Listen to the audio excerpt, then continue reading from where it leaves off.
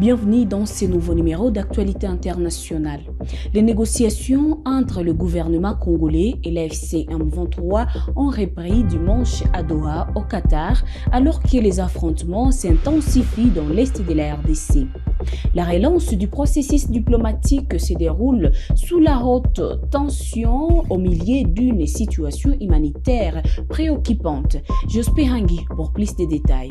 Les négociations entre le gouvernement congolais et l'AFC M23 ont repris dimanche 1er février 2026 à Doha au Qatar, dans un contexte sécuritaire particulièrement tendu dans l'est de la République démocratique du Congo. Les pourparlers continuent et les discussions vont bon train, a déclaré Benjamin Bonimpa, chef de la délégation de l'AFC M23, confirmant la relance du processus diplomatique sous médiation qatari. Cette reprise intervient alors que les violences s'intensifient dans l'est du pays. Dans le haut plateau des Minembwe au sud Kivu, des violents affrontements opposent l'armée congolaise, appuyée par les groupes Ouazalendo et l'armée burundaise, aux combattants du Rwandais alliés à l'AFC M23. Sur le terrain, la situation humanitaire continue de se dégrader, accentuant la pression sur les discussions en cours.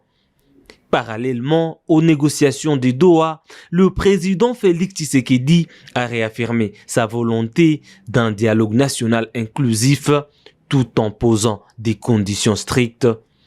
Lors des échanges de vœux avec le corps diplomatique à Kinshasa, il a insisté sur la nécessité de préserver l'unité nationale. Dans ce contexte, l'unité nationale s'impose plus que jamais comme une exigence fondamentale. C'est pourquoi nous réaffirmons notre ouverture à un dialogue entre Congolais, un dialogue apaisé, inclusif, résolument républicain, destiné à consolider la cohésion nationale sans jamais remettre en cause les institutions issues du suffrage universel, a-t-il déclaré. Le chef de l'État congolais exige cependant que ce dialogue se tienne exclusivement sur le sol national et sous l'égide des institutions de la République dans le strict respect de la Constitution. Une condition rejetée par la 123 ainsi que par plusieurs figures de l'opposition en exil, dont l'ancien président Joseph Kabila, condamné à mort par la justice congolaise. Félix Tshisekedi a par ailleurs rappelé que ce dialogue interne ne saurait se substituer aux engagements internationaux de la RDC.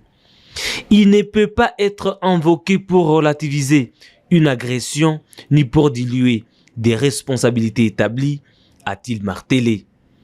De son côté, la 123 accuse Kinshasa de saboter le processus de paix, affirmant que les forces gouvernementales détruisent des villages et massacrent des populations civiles, accusation que le gouvernement rejette. Alors que les discussions se poursuivent à Doha, la réalité du terrain reste marquée par une forte instabilité militaire. Les pourparlers s'ouvrent ainsi sous haute tension avec de lourds enjeux pour l'avenir de la paix dans l'est de la RDC. Le président Félix Tshisekedi a présenté samedi ses vœux au corps diplomatique au Palais de la Nation. Il appelle à renforcer le multilatéralisme pour élever les défis mondiaux. Il réaffirme l'importance de l'unité nationale et du dialogue entre Congolais organisé par les institutions de la République. Suivant. L'unité nationale s'impose plus que jamais comme une exigence fondamentale. C'est pourquoi nous réaffirmons notre ouverture à un dialogue entre Congolais. Un dialogue apaisé, inclusif, résolument destiné à consolider la cohésion nationale sans jamais remettre en cause les institutions issues du suffrage universel. Je tiens à cet égard à exprimer notre gratitude à son Excellence le Président João Manuel Gonçalves Lourenço, Président de la République d'Angola, pour ses bons offices, son sens de l'équilibre et son engagement constant en faveur de la paix dans notre région. Si ce dialogue devait se tenir, il se déroulerait sur le sol national et serait conduit et organisé par les institutions de la République dans le respect de la Constitution, des lois de la République et des règles démocratiques qui fondent notre pacte national. Cependant, je le dis avec la même clarté, ce dialogue intérieur, aussi nécessaire soit-il, ne saurait tenir lieu de substitut aux obligations internationales. Il ne peut pas être invoqué pour relativiser une agression, ni pour diluer des responsabilités établies. Comme je l'ai dit lors de mon dernier discours sur l'état de la nation devant le Parlement réuni en congrès, la justice suivra son cours normal, avec rigueur, jusqu'au bout. L'opposant congolais Prince Epengue a affirmé samedi que Félix Tshisekedi risque le même sort que le président vénézuélien s'il use de la violence contre la population. Il appelle le Congolais à protester pacifiquement et avertit que les États-Unis pourraient intervenir en cas de répression. Il a participé à une animation politique à Massina, à Tchangou, pour sensibiliser la population au dialogue. 2028,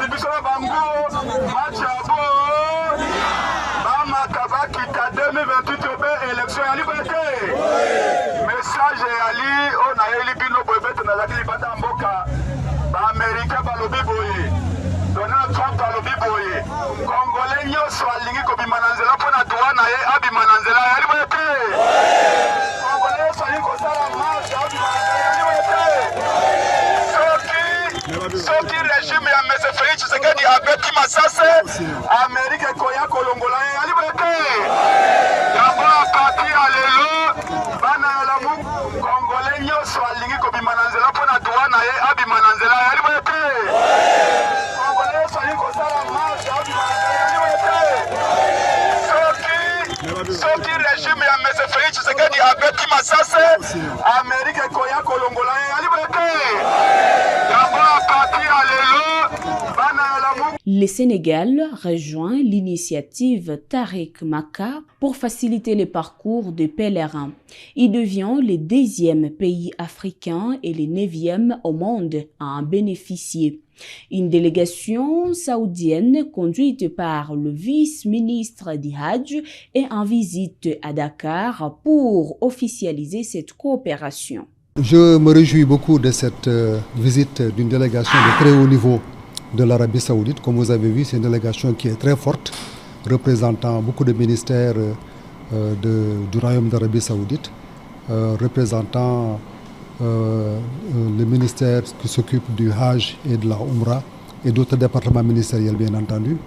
Et je voudrais, avant d'aller loin, d'abord féliciter très fortement le délégué général au pèlerinage pour l'excellent travail qu'il a fait, l'excellent travail d'approche qu'il a fait par rapport aux autorités saoudiennes, mais aussi remercier et féliciter l'excellent ambassadeur du Royaume d'Arabie Saoudite ici, qui a exercé ses fonctions avec beaucoup de brio, beaucoup d'efficacité.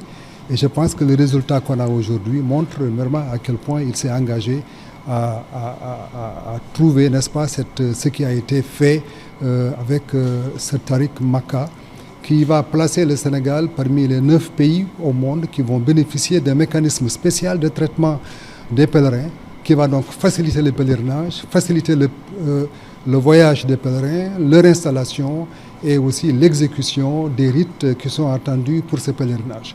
Et je l'ai dit tout à l'heure, la coopération entre le Sénégal et l'Arabie Saoudite, une coopération qui est privilégiée. L'Arabie Saoudite n'est pas seulement un pays ami, c'est un pays allié. Et beaucoup de choses nous lient depuis très longtemps, en tout cas depuis qu'on est devenu indépendant. L'Arabie Saoudite est devenue un pilier, très rapidement un pilier important du dispositif diplomatique sénégalais et aussi un cadre vraiment d'échange qui nous a valu beaucoup de bonheur et qui constitue aussi un cadre qui offre en tout cas des possibilités de développement de nos relations. C'est tout pour l'actualité internationale. Et dès ce 2 février 2026, si c'est votre première fois de nous suivre, n'oubliez pas de vous abonner et d'activer la cloche de notification pour être à la une des informations.